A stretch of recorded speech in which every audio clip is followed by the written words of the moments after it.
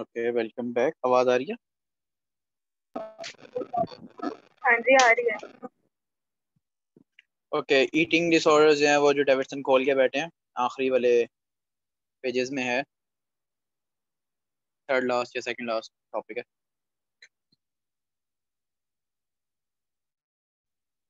सबसे पहले eating disorder है तो काफ़ी कॉमन है ये, ठीक है। कॉमन प्रॉब्लम है, इसलिए जो है वो इम्पोर्टेंट भी है। जो जो मैं पढ़ा रहा हूँ ये सारे इंपॉर्टेंट ही हैं। लो मूड मतलब मेजर डिप्रेशन और लो मूड, ये जो है इम्पोर्टेंट है। डिल्यूजन, इल्यूजन्स, हेलुसिनेशंस, ये इंपॉर्टेंट है बाकी डिजीज को समझने के लिए। एज इट इज नहीं आएंगे, ये डिप्रेशन आएगा। ईटिंग डिसऑर्डर्स में से एक, ये इंपॉर्टेंट है, दोनों आ जाएगा। दो डिसऑर्डर्स हैं इसमें, anorexia nervosa and bulimia nervosa. ठीक है, इनके डिफरेंसेस आपको पता होने चाहिए अच्छी तरह के। क्या है एनोरेक्सिक का, क्या मतलब होता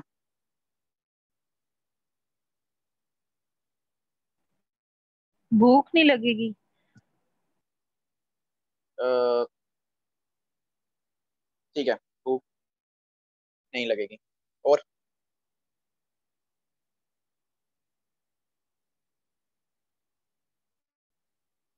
एनोरेक्सिक भूख भूख से होता है या वेट लॉस से होता है इसका?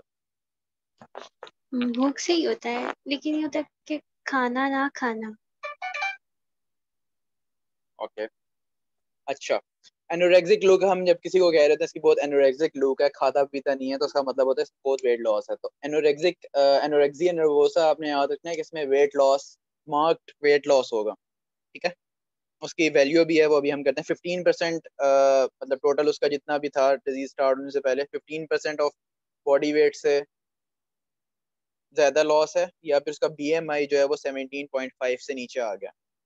17.5 ये टोटल मतलब परसेंटेज नहीं है, 17.5 से नीचे अगर बीएमआई है उसका, तो एनोरेक्सिया नर्वोसा में से एक कंडीशन ये है एनोरेक्सिया नर्वोसा को डायग्नोस करने की। डायग्नोस्टिक क्राइटेरिया भी हम करते हैं। अच्छा, ये ईटिंग डिसऑर्डर्स दोनों जो हैं, anorexia nervosa and bulimia nervosa, ये होते हैं फीमेल्स में ज्यादा होते हैं, मेल्स में बहुत कम है। ठीक है, इसमें जो पेशेंट होगी वो मोस्ट लाइकली फीमेल होगी और यंग होगी। ठीक है, यंग फीमेल्स की डिजीज है ये तो।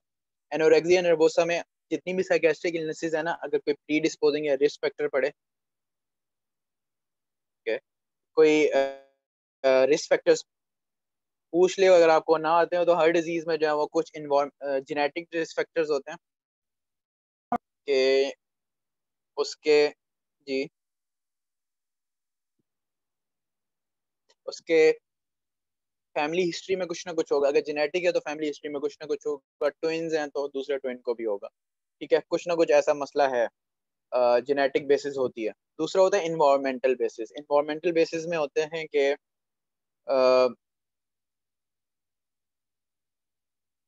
इन्वायरमेंटल बेसिस में होगा कि वो उसने ग्रो अप किस इन्वायरमेंट में किया, उसकी स्कूलिंग कैसी थी, उसके दोस्त कैसे थे, उसकी फैमिली कैसी है, बचपन में जो है वो किसी मदर और फादर में से किसी की अर्ली डेथ, या जिसके साथ वो बहुत ज्यादा प्यार करता था, दादा दादी नाना नानी, उनमें से किसी की जो है वो 11 की एज से पहले डेथ तो नहीं हुई।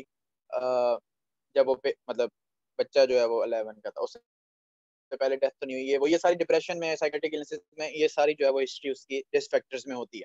तो ये आपने सब में जो है वो याद रखनी है, यही लिखनी है। दूसरा सोशल फैक्टर्स होते हैं, इन्वायरमेंटल में याद रहेंगे वो। वैसे सोशल फैक्टर्स के लोग जो है वो क्या कहते हैं। ठीक है, अगर उसके दोस्त हैं या जिस तरह उसका सोशल सर्कल है, वो उसको कहता है कि तुम बहुत ओबीज हो, ठीक है, तो मोर लाइकली है कि उसको एनोरेक्सिया नर्वोसा या बुलिमिया नर्वोसा जो है वो कर ले, वो डेवलप। खाना पीना छोड़ दे, उसके अलावा खाती है अगर वो, तो इंड्यूस्ड वॉमिटिंग करने की कोशिश करे। ओवर द काउंटर पेगेटिव्स जो होते हैं, जिस तरह जिनसे जो है वो उल्टियाँ आती हैं, लोगों को वॉमिटिंग होती है, ऐसी ड्रग्स लेने स्टार्ट कर दे के एब्जॉर्प्शन कम से कम हो, मेरा वेट जो है वो कम से कम रहे। अच्छा, ये जो है वो हमने थोड़ी बैकग्राउंड की बात करी। क्लिनिकल फीचर्स में बात करेंगे हम, तो दो चीजें आपने एनोरेक्सिया के साथ याद रखनी है। एनोरेक्सिया में वेट लॉस होगा, वैल्यू आपको पता होनी चाहिए, 15% ऑफ बॉडी वेट से ज्यादा वेट लॉस हो, या 17.5 से 17.5 से बीएमआई जो है वो उसका कम हो। केजी पर मीटर स्क्वायर होता है, ये आपको पता है कैसे निकलता है। सरफेस एरिया नीचे रखे और ऊपर वेट होता है केजीज। अच्छा, और दूसरी चीज कंडीशन होनी चाहिए इसमें, बॉडी इमेज डिस्टॉर्शन। जो उसके माइंड में बॉडी बॉडी का इमेज होगा बहुत मोटा उसको लगेगा, ठीक है। माइंड में उसका ये होगा कि मैं बहुत ओबीज हूँ, मेरा वेट बहुत ज्यादा है। तो इसको बॉडी इमेज डिस्टॉर्शन कैसे होती है? डिसोसिएशन होगी। डिसोसिएशन ऐसे होगी कि मतलब इन रियल उसका वेट कम हो रहा है, बहुत कम है, नॉर्मल से भी नीचे चला गया, जबकि उसके माइंड में क्या इमेज है कि मेरा वेट बहुत ज्यादा है अभी भी। तो ये दो कंडीशंस होंगी तो आपने एनोरेक्सिया नर्वोसा कहना है। जबकि बुलिमिया नर्वोसा जो है उसमें ये दूसरे वाली तो बिल्कुल भी नहीं होती। वेट लॉस हो सकता है लेकिन बॉडी इमेज जो है वो उसकी डिसोसिएशन नहीं होती कि उसके माइंड में असल में कुछ और हो, उसका बॉडी का वेट और इमेज, और माइंड में उसके बहुत ज्यादा हो। तो देखा होगा आपने ये लोग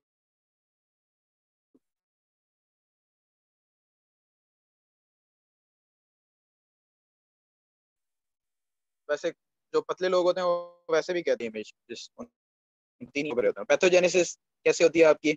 अ, जो बताइए मैंने आपको, ये सारी चीजें मिला के जेनेटिक, इन्वायरमेंटल, फैमिली, सोशल, ये सब फैक्टर्स मिलेंगे ना तो आपके हो जाएगा ये।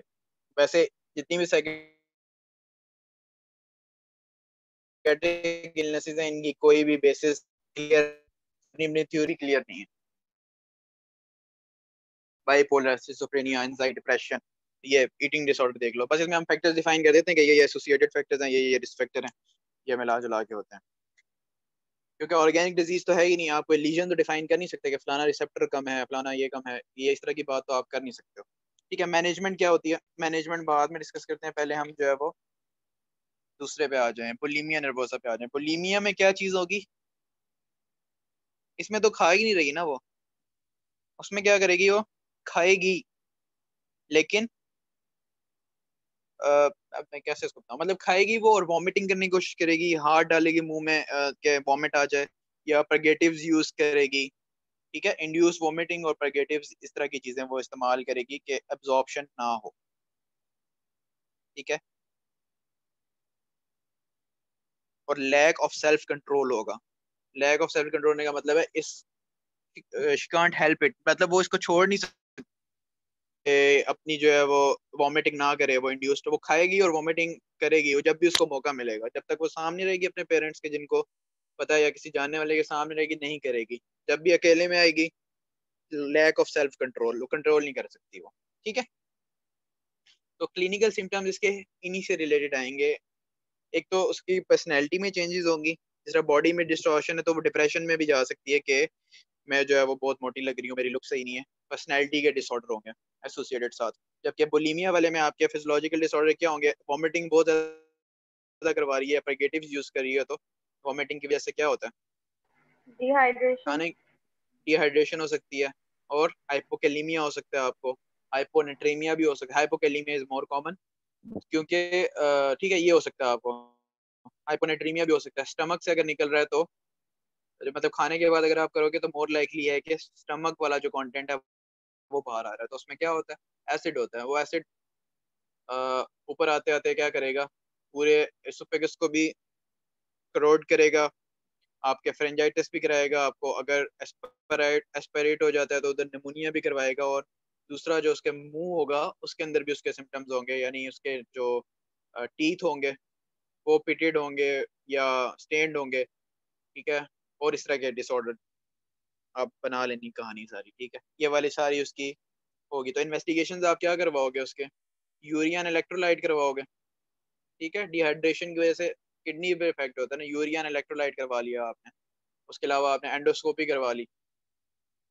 एंडोस्कोपी पे क्या देखोगे आप? जो भी वॉमिटिंग वगैरह होती है ना, इस तरह की सिंड्रोम जिसमें वॉमिटिंग, अल्कोहलिक्स में जिनमें वॉमिटिंग ज्यादा होती है उसमें टीयर्स हो जाते हैं एसोफेगस में, मेलरी वाइज टीयर्स आपने पढ़े हुए होंगे। ठीक है, तो वो जो टीयर्स होते हैं वो आपको नजर आते हैं एंडोस्कोपी पे। तो आप उसकी एंडोस्कोपी एडवाइस करोगे, यूरिन इलेक्ट्रोलाइट करोगे, साइकेट्रिक एवेल्युएशन वाली चीजें उसी तरह आएंगी जैसे पहले बताई, वो सारी उसी तरह करनी है आपने। वेट की जो है वो मेजरमेंट करोगे उसके। ठीक हो गया। उसके बाद डायग्नोस्टिक क्राइटेरिया का एक टेबल है, वो आपने एज इट इज रटना है, ये इसी तरह आएगा और यही 4 पॉइंट्स आपने लिखने हैं। 4 पॉइंट्स में से दो मैंने आपको इंपॉर्टेंट बता दिए। एनोरेक्सिया नर्वोसा में आपने याद रखना है 2 इंपॉर्टेंट चीजें हैं, वेट लॉस 15% या 17.5 BMI, जिस तरह भी याद रखना चाहो आप। दूसरी चीज बॉडी इमेज उसके माइंड में जो है वो डिस्टॉर्टेड होगा। थर्ड चीज 3 मंथ्स के लिए एमेनोरिया की हिस्ट्री होगी उसकी। और फोर्थ चीज आप याद रखो, एनोरेक्सिया से ही वो इसी तरह हाई कैलोरी फूड नहीं लेगी वो, ठीक है। और यही चीजें ये एनोरेक्सिया नर्वोसा के 4 पॉइंट्स हैं। कोई मैं ही रिपीट करता हूँ। बीएमआई जो है वो 17.5 से कम हो या 15% बॉडी वेट का लॉस हो, 3 मंथ से एमेनोरिया हो, बॉडी इमेज की डिस्टॉर्शन हो माइंड में, हाई कैलोरी फूड इनटेक की रिस्ट्रिक्ट कर रही हो वो, ठीक है। जबकि बुलीमिया नर्वोसा में आपने बुलीमिया से याद रखना है वॉमिटिंग और ये वाली चीजें याद रखनी है आपने, ठीक है। फूड वो लेगी, या अगर नहीं भी ले रही तो जब उसको मौका मिलेगा, जब उसकी एपिसोड आएगी, बिंज ईटिंग करेगी, यानी जिस टाइम खाएगी बहुत ज्यादा खाएगी, लैक ऑफ सेल्फ कंट्रोल होगा। और लेकिन खाने के बाद लैक ऑफ सेल्फ कंट्रोल की वजह से क्या होगा, उसको लगेगा मैंने ज्यादा खा लिया, अब मैंने ये एब्जॉर्ब नहीं होने देना, वो वॉमिटिंग करेगी, परगेटिव्स यूज करेगी, ठीक है। दो चीजें क्या होगी, लैक ऑफ सेल्फ कंट्रोल हो गया, बिंज ईटिंग होगी, और परगेटिव्स और वॉमिटिंग करेगी। और वेट इसमें ठीक होगा। एनोरेक्सिया नर्वोसा में वेट ठीक नहीं था, इसमें ठीक है। एनोरेक्सिया नर्वोसा में बॉडी इमेज डिस्टॉर्शन थी, बुलिमिया नर्वोसा में नहीं है। ये इस तरह आपने डिफरेंशिएट करना है। बाकी सेम सिनेरियो होगा, यंग फीमेल होगी, कॉन्सिक्वेंसेस दोनों में सेम होंगे। दोनों में क्या है, आपने मेल न्यूट्रिशन के कॉन्सिक्वेंसेस जो होते हैं वो सारे होंगे। जो यूरियन जो इलेक्ट्रोलाइट एंड डिहाइड्रेशन के हैं वो वॉमिटिंग और परगेटिव जिसमें यूज हो रहे हैं उसमें ज्यादा होंगे, दूसरे वाले में थोड़े कम होंगे। तो वो क्या हो सकते हैं, हाइपोकैलीमिया की वजह से क्या होता है, हाइपोनेट्रीमिया की वजह से क्या होता है, हाइपोनेट्रीमिया की वजह से क्या होता है, सीएनएस के सिम्टम्स होते हैं। हाइपोकैलीमिया की वजह से क्या होता है, हार्ट के सिम्टम होते हैं, एरिथमियाज और हाँ एरिथमियाज होते हैं। हार्ट के सिम्टम हाइपोकैलीमिया की वजह से, हाइपोनेट्रीमिया की वजह से, सीएनएस के, ये मैं सारे पहले बहुत डिटेल में पढ़ा चुका हूँ। ये आपने बस जब क्वेश्चन आता है आपने उसके मार्क्स देखने होते हैं। अगर वो ये पूछे कि क्या क्लिनिकल फीचर्स आएंगे या क्या कॉम्प्लिकेशन हो सकती हैं, तो फिर आपके सामने है, जो मर्जी लिखो उसके अंदर, ठीक है। हेमेटोलॉजिकल क्या होगा, मेल न्यूट्रिशन जब भी होती है, आयरन डेफिशिएंसी एनीमिया होता है, थ्रोम्बोसाइटोपिनिया, फॉलिक एसिड नहीं ले रही वो, मतलब डाइट में नहीं ले रही, तो वाइटामिन और मिनरल्स भी नहीं ले रही होगी। वाइटामिन मिनरल्स जो है वो जितने भी ब्लड सेल्स हैं उनकी प्रोलिफरेशन के लिए और उनकी मैचुरेशन के लिए बहुत इंपॉर्टेंट होते हैं। हीमोग्लोबिन इनसे बनती है, कॉपर हो गया, और ये जो माइक्रो न्यूट्रिएंट्स होते हैं इनकी डेफिशिएंसी की वजह से हेमेटोलॉजिकल प्रॉब्लम्स होना स्टार्ट हो जाएंगे। क्या क्या आ गया, हमारा हार्ट हमारा खराब हो गया, सीएनएस खराब हो गया, ये खराब हो गया। दूसरा एंडोक्राइनोलॉजिकल डिसऑर्डर्स होना स्टार्ट हो जाएंगे। जो कैल्शियम होती है और जितने भी मिनरल्स होते हैं ये जरूरी होते हैं हार्मोन्स की प्रोडक्शन में भी, और उनको निकाल मतलब उनके एक तो बन गया ना ग्लैंड में, उन्होंने सर्कुलेशन में जब जाना होता है, एक्टोसाइटोसिस होता है, उसके लिए जरूरी होती है। तो एंडोक्राइनोलॉजिकल डिसऑर्डर्स होना स्टार्ट हो जाएंगे। दूसरा लैक ऑफ ईटिंग है, फास्टिंग की वजह से, फास्टिंग की वजह से भी एंडोक्राइनोलॉजिकल डिसऑर्डर्स होते हैं। उसमें एमेनोरिया जिस तरह हो रहा है तो वो उसकी वजह से हो रहा है, ठीक है। डिलेड प्यूबर्टी, ग्रोथ का अरेस्ट, ये चीजें हो जाएंगी। डिहाइड्रेशन की वजह से किडनी शट डाउन होना शुरू हो जाएंगी, उसमें यूरीमिया, एजोटीमिया, बहुत सारी चीजें लिख देनी हैं आप। और गैस्ट्रोइंटेस्टाइनल तो जाहिर बात है, खा नहीं रहे तो गैस्ट्रोइंटेस्टाइनल सिम्टम होंगे, या कॉन्स्टिपेशन हो जाएगी। जब बिजनेटिक कर रहे हैं जिसमें, उसमें डायरिया हो जाएगा। तो ये आपने हर चीज के, स्किन का प्रॉब्लम हो जाएगा, ड्राई स्किन होना स्टार्ट हो जाएगी। कुछ भी लिख सकते हो उसमें, मेल न्यूट्रिशन की चीजें लिखो, डिहाइड्रेशन की चीजें लिखो, माइक्रो न्यूट्रिएंट डेफिशिएंसी की चीजें लिखो। मतलब ये आपको याद करने की जरूरत नहीं, याद करने की चीजें है डायग्नोस्टिक क्राइटेरिया, वो एज इट इज याद रखना है। ट्रीटमेंट इसका बिल्कुल सिंपल है, कुछ नहीं करना आपने उसके पेरेंट्स को बुलाना है, उनको कहना है कि आपने इसको फैमिली सपोर्ट देनी है, ठीक है। उसकी पर्सनैलिटी मतलब कॉग्निटिव बिहेवियरल थेरेपी करनी, सीबीटी, ठीक है। फैमिली सपोर्ट थेरेपी और sorry family behaviour therapy and cognitive behavioural therapy, ये थेरेपीज हैं, इनकी डिटेल मैंने खुद भी नहीं पढ़ी है, कोई पढ़ना चाहे तो पढ़ ले। लेकिन एक जो है वो पर्सनल उससे रिलेटेड है कि उसके थॉट्स को आपने और थिंकिंग को इम्प्रूव करना है कि कोई वेट से फर्क नहीं पड़ता, आप बिल्कुल ठीक हो, इस तरह की पर्सनैलिटी डेवलपमेंट करना है। और फैमिली को क्या आपने कहना है कि इसके ऊपर एक तो नज़र रखें, सपोर्ट दें, और टॉन्ट्स वगैरह इस तरह के ना करें वेट से रिलेटेड, ताकि वो ट्रिगर्स ना हो उस तरह के, ठीक है। और दूसरा उसकी न्यूट्रिशन का ख्याल रखना है। ये सारी फैमिली खुद और वो सारे ये फैक्टर्स मिला के करेंगे। क्या क्या हो गया, कॉग्निटिव बिहेवियरल थेरेपी होगी, फैमिली बिहेवियर थेरेपी होगी, न्यूट्रिशन का क्या कहेंगे, वर्डिंग जो है वो उधर से देख लेना, ये मैं देख के बता देता हूँ। Ensure patients physical well being and help them to gain weight, ठीक है। गेन वेट कराना है, हेल्प करना है उनको, cognitive behaviour therapy, family behaviour therapy. अगर इससे काम नहीं चल रहा, साइकेट्री में इसी तरह पहले आपने बातों से काम चलाना है, अगर बातों से काम नहीं बन रहा फिर आपने ड्रग्स पे आना है। तो ड्रग्स इसमें क्या क्या दे सकते हो आप, जाहिर है जिसको वेट लॉस हो रहा है उसमें थोड़ी बहुत डिप्रेशन के सिम्टम्स होंगे, इसमें आप लोग इसमें आप जो है वो एंटी डिप्रेसेंट दे सकते हो, ठीक है। अगर बहुत ज्यादा वेट लॉस है और आपको लग रहा है कि ये सीवियर मेल न्यूट्रिशन की तरफ जा रही है, उसके जो भी साइन एंड सिम्टम्स होते हैं उनमें है, वो हैं इसके अंदर, ठीक है। तो आपने उसको अपना जो सेंटर है उसके अंदर या हॉस्पिटल है तो उसके अंदर जो वार्ड है साइकेट्री वार्ड, उसमें आपने उसको एडमिट करना है और उसको फीडिंग करवानी है। फीडिंग मतलब उसको फिर आपको जबरदस्ती करानी पड़ेगी, तो वो मुंह से तो फिर जबरदस्ती नहीं होती, वो आपको एनजी डालनी पड़ेगी, आईवी फीडिंग करनी पड़ेगी, तो उस तरफ आपको जाना पड़ेगा, ठीक है। तो मतलब ये इस तरह माइल्ड है, मॉडरेट है, सीवियर है। माइल्ड में आपने सिर्फ बातें शातें करनी है, मॉडरेट में आपने एंटी डिप्रेसेंट दे देने, सीवियर में आपने एडमिट करके उसको रीफीडिंग करानी है, वेट गेन करा के भेजना है। बाकी प्रोग्नोसिस खुद पढ़ लेना, इसमें प्रोग्नोसिस में यही है कि बीएमआई अगर उसका बहुत ड्रॉप हो गया ना, वैल्यू लिखी हुई है 11 या पता नहीं 12 से कम, बहुत ज्यादा कम हो गया ना, तो प्रोग्नोसिस बहुत पुअर है। जाहिर बात है उसकी सारी बहुत सीवियर मेल न्यूट्रिशन में वो है, अब आप उसको रिहेबिलिटेशन उसकी मुश्किल हो गई है, इस वजह से मसला है, ठीक है। और बुलीमिया में भी आपने यही करना है, बुलीमिया नर्वोसा में कॉग्निटिव बिहेवियरल थेरेपी करनी है, सेल्फ गाइड देनी है उसको, और एंटी डिप्रेसेंट दे सकते हैं। एंटी डिप्रेसेंट कौन से दोगे इसमें, एसएसआरआई लिखा हुआ है इसमें, सिलेक्टिव सेरोटोनिन रिसेप्टर क्या है, इनहिबिटर है, पता नहीं आई से क्या है, जो भी है। तो ये रीअपटेक इनहिबिटर। हाँ, रीअपटेक इनहिबिटर, तो ये उसमें फ्लोक्सिटीन वगैरह जो हैं वो आती हैं, वो आपने उसको देनी है 1 साल तक, ठीक है। तो ये दोनों बहुत इंपॉर्टेंट है, ऐसे लगते नहीं है ये, ऐसे ही छोड़ देता है बंदा। तो बुलिमिया नर्वोसा, और आज हमने क्या क्या डिस्कस किया है, 3 सिम्टम्स डिस्कस किए हैं, एक परसेप्शन की प्रॉब्लम डिस्कस की है हमने, hallucination, delusions and illusions.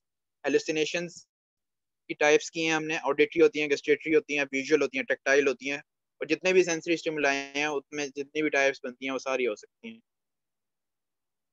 Illusions ये जिसको समझ ना आया हो वो अभी पूछ ले, बाद में जब डिजीजेज में आएंगी तो मैं ऐसे ही गुजारूंगा ये कि इल्यूजन होती हैं, हेलुसिनेशन होती हैं, डिल्यूजन होती हैं, एनेडोनिया होता है, तो फिर नहीं समझ आएगा।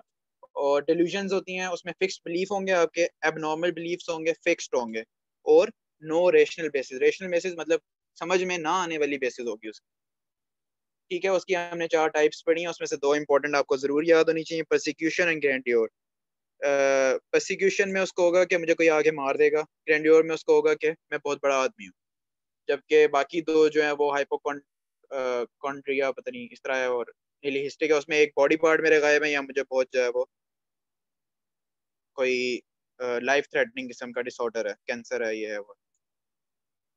सेकेंडली हमने लो मूड को डिस्कस किया, लो मूड का डिप्रेशन के साथ क्या डिफरेंस है। लो मूड जो है वो किसी का भी किसी भी टाइम हो सकता है, अगर वो परसिस्टेंट रहे, सीवियर हो जाए। परसिस्टेंट रहे का मतलब है कि वो हर वक्त रहे, उसको ज्यादा टाइम के लिए रहे, सुबह शाम दोपहर शाम हर टाइम रहे, तो उसको हम कहेंगे कि ये डिप्रेशन है।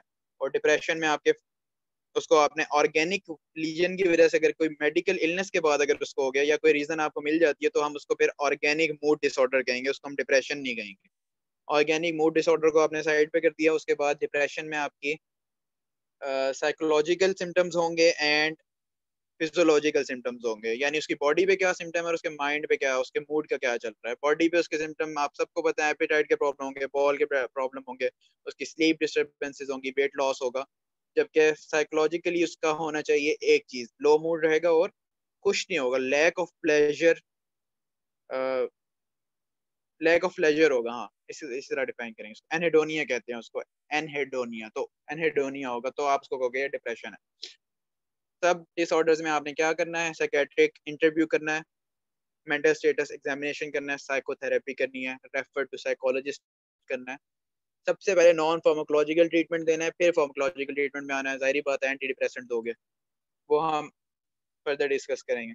एलिवेटेड मोड में हमने पढ़ा है कि उसके, अच्छा उसके अलावा हमने ये भी आज डिस्कस किया है कि जब भी साइकेट्रिक प्रॉब्लम के साथ आएगा तो आपने उसकी सबसे पहले सोचना है कि ऑर्गेनिक डिजीज है इसको, एंसेफ्लाइटिस, सिफिलिस, सब्सटेंस अब्यूज, ठीक है, रिक्रिएशनल ड्रग्स यूज कर रहा है, इस तरह का कोई डिसऑर्डर है, उनको पहले रूल आउट करना है, फिर आपने साइकेट्रिक इलनेसेस की वजह से तरफ आना है।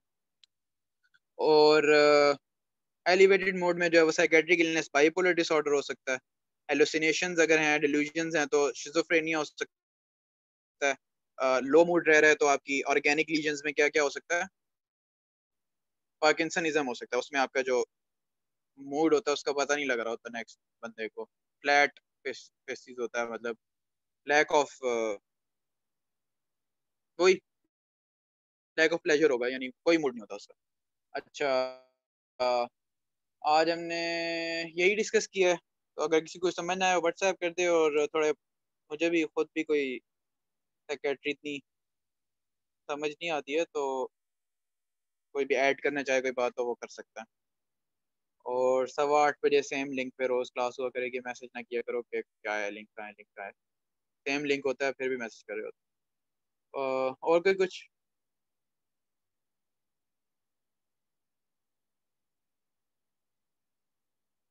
ओके, अल्लाह हाफिज।